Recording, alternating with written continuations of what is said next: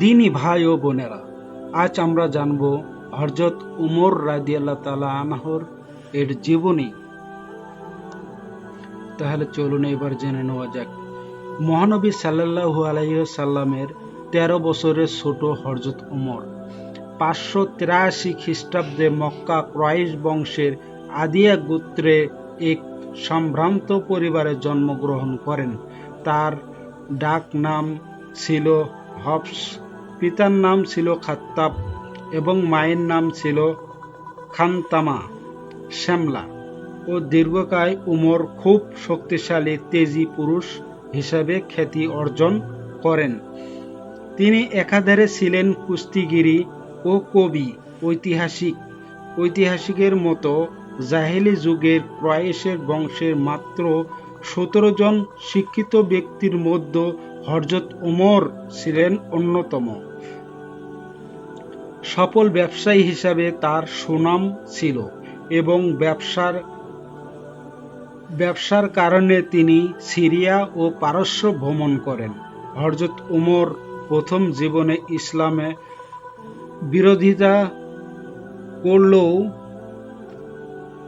616 খ্রিস্টাব্দে নবী করিম সাল্লাল্লাহু আলাইহি সাল্লামের নিকট 33 বছর বয়সে তিনি ইসলাম ধর্ম গ্রহণ করেন।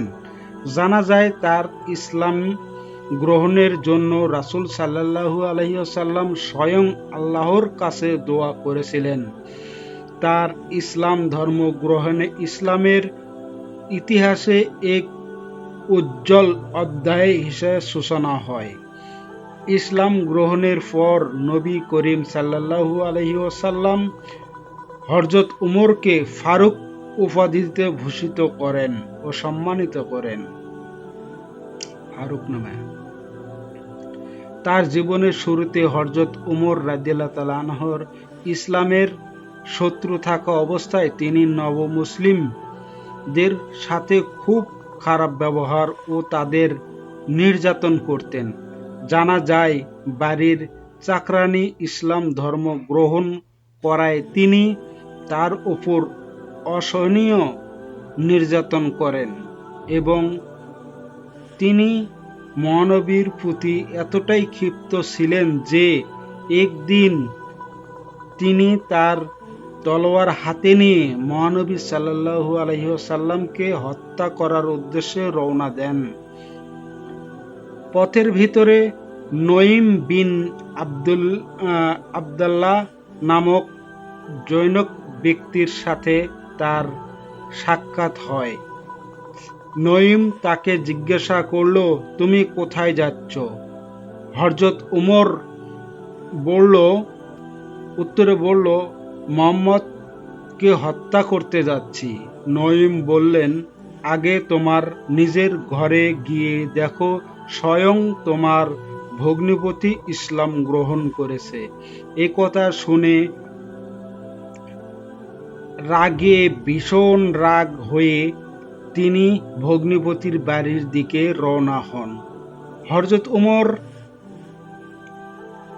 এর আগমনের খবর পেয়ে তার ভগ্নিপতি ও তার স্ত্রী কুরআন শরীফের যে অংশটুকু সূরা তাহা পাঠ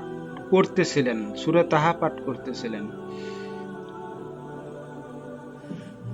তা লুকিয়ে রাখেন। উমর রাদিয়াল্লাহু তাআলা আনহা জানতে চাইলেন যে তারা তাদের ইসলাম ধর্ম গ্রহণের কথা সত্য কিনা। জবাবে তারা জানায় তারা ইসলাম গ্রহণ করেছে। এতে অত্যাধিক ক্ষিপ্ত হয়ে উমর রাদিয়াল্লাহু তাআলা আনহু তাদের উপর নির্মম নির্যাতন করতে লাগল, কিন্তু তাতে কোনো ফলাফল হয়নি। তারা তাদের সিদ্ধান্ত অটল থাকলেন। হযরত উমর বাড়িতে প্রবেশের আগেই শুনতে পেয়েছিলেন তারা কিছু করছে। হঠাৎ তিনি বললেন, আমি এখানে প্রবেশের পূর্বে তোমরা যা পড়ছিলে তা নিয়ে আসো তো দেখি। প্রথমে আনতে না চাইলেও পরে তার ভগ্নিপতি তার কাছে কুরআন শরীফ নিয়ে আসেন। তার কাছে কুরআন শরীফ দেবার পর তিনি সেখান থেকে পড়তে থাকেন। কোরআন কিছুটা পড়ে তিনি অত্যন্ত মুগ্ধ হয়ে যান। তিনি বুঝতে পারেন যে আর যাই হোক, এই কোরআন শরীফ কোনো মানুষের লেখা হতে পারে না।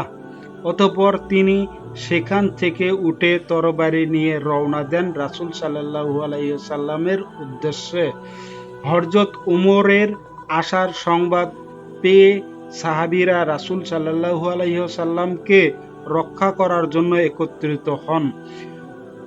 উমর রাসূল সাল্লাল্লাহু আলাইহি ওয়াসাল্লাম এর পায়ের কাছে তরবারি রেখে তিনি তাকে ইসলাম ধর্মে দীক্ষিত করার জন্য রাসূল সাল্লাল্লাহু আলাইহি ওয়াসাল্লামকে অনুরোধ করেন। এতঃপর রাসূল সাল্লাল্লাহু আলাইহি ওয়াসাল্লাম তাকে শাহাদত পাঠ করিয়ে ইসলামে বরণ করে নেন।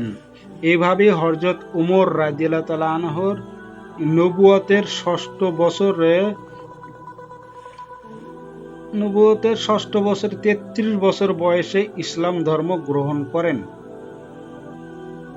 ইসলাম ধর্ম গ্রহণ করার পর রাসূল সাল্লাল্লাহু আলাইহি সাল্লাম তাকে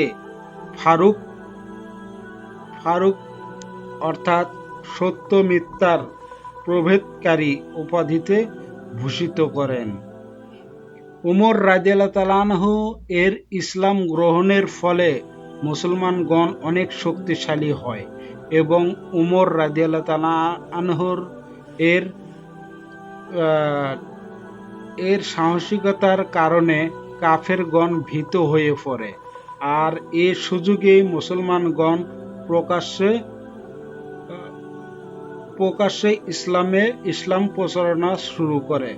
মহানবী সাল্লাল্লাহু আলাইহি ওয়াসাল্লামের আদেশে তিনি 20 জন মুসলমানকে নিয়ে মদিনায় হিজরত করেন। মদিনাতে মহানবী সাল্লাল্লাহু আলাইহি ওয়াসাল্লাম যখন নামাজের জন্য কিভাবে আহ্বান করা হবে তা নিয়ে চিন্তিত ছিলেন,